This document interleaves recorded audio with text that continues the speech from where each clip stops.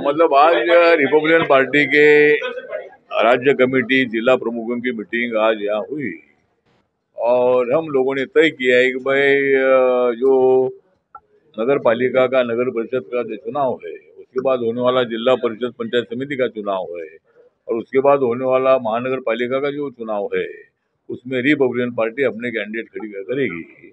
लेकिन उसमें Republican party के कार्यकर्ताओं ने ये बताया है और हमारी भी भूमिका ये है कि Republican party Bharatiya Janata party की बहुत नजदीक वाली मित्र पार्टी है और इसीलिए भारतीय जनता पार्टी ने हर नगर पालिका के जगह पर हमको 2, 3, 4 जगह हमको देनी चाहिए और जहाँ जहाँ शेड्यूल कास्ट के लिए नगराध्यक्ष पद रिजर्व है वहाँ वो भी हमको मिलना चाहिए।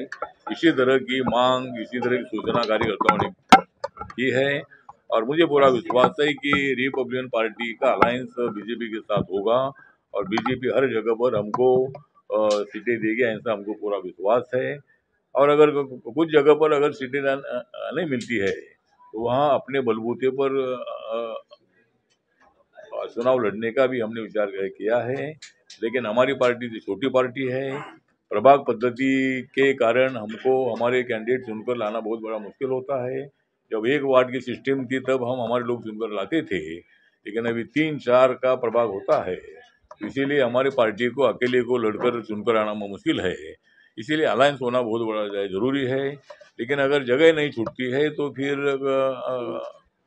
कुछ जगह पर हम चुनाव अपने बलबूते पर लड़ेंगे, ऐसा हमने तय किया है। सर, क्या महायुति में आपको कोई मीटिंग्स होते हैं उसमें आपको फोन किया जा रहा है या फिर आपके लोगों को उसमें शामिल किया जा रहा है?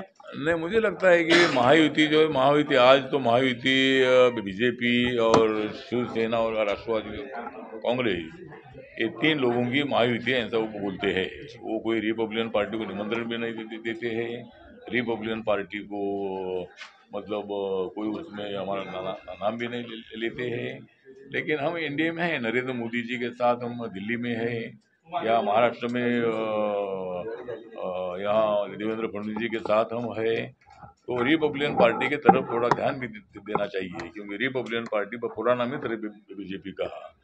2012 में शिवसेना बीजेपी के साथ हम आए थे और मुंबई महानगर पालिका जिताने में आरपीआई का बहुत बड़ा रोल था। उसके बाद विधानसभा में 2014 में रिपब्लिकन पार्टी बीजेपी शिवसेना के साथ रही और तब भी मतलब यहाँ सत्ता लाने में आरपीआई का बहुत बड़ा रोल रहा है। इसीलिए हमारी पार्टी छोटी पार्टी है, लेकिन रिपब्लिकन पार्टी के पास वोटिंग की संख्या अच्छी है और इसीलिए रिपब्लिकन पार्टी को नज़रअंदाज करना ठीक नहीं है। रिपब्लिकन पार्टी को महायुति में स्थान मिलना चाहिए और जो भी कोई मीटिंगें होती है उसमें रिपब्लिकन पार्टी को नहीं बुलाया जाता है। तो इसीलिए, लेकिन अभी ये जो चुनाव नगर पालिका का है उसमें अनेक जगह पर बीजेपी के साथ बातचीत हो रही है और अनेक जगह पर बीजेपी के साथ अलायंस होगा।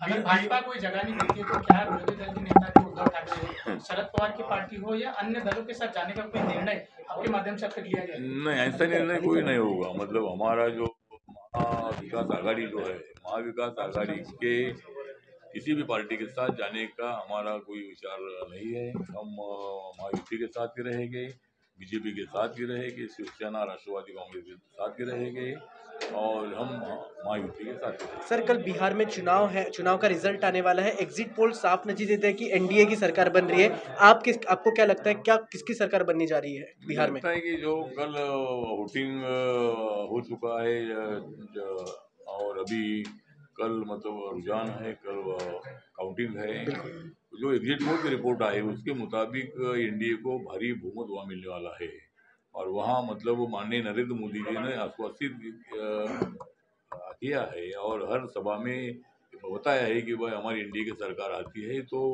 वहाँ नीतीश कुमार ही मुख्यमंत्री रहेंगे, तो नीतीश कुमार मुख्यमंत्री बनेंगे और वहाँ मतलब हमारी एनडीए की सरकार बनेगी, ऐसा हमें पूरा विश्वास है। सर, आरजेडी के एक नेता है, वो कहते हैं कि अगर इस बार कुछ भी चुनाव में अगर हेरा फेरी होती है तो हम बिहार को जो है बांग्लादेश नेपाल जैसा बना देंगे। किस तरह देखते हैं सर जब ऐसा स्टेटमेंट देते हैं? बांग्लादेश नेपाल जैसा बनाना एक इसके बस की बात नहीं है। यहाँ अपने देश में बाबा साहब का संविधान है जी। अनेक आंदोलन हुए हैं, लेकिन यहाँ नेपाल या श्रीलंका या बांग्लादेश होने का बिल्कुल मतलब ऐसा कोई वक्त आएगा नहीं।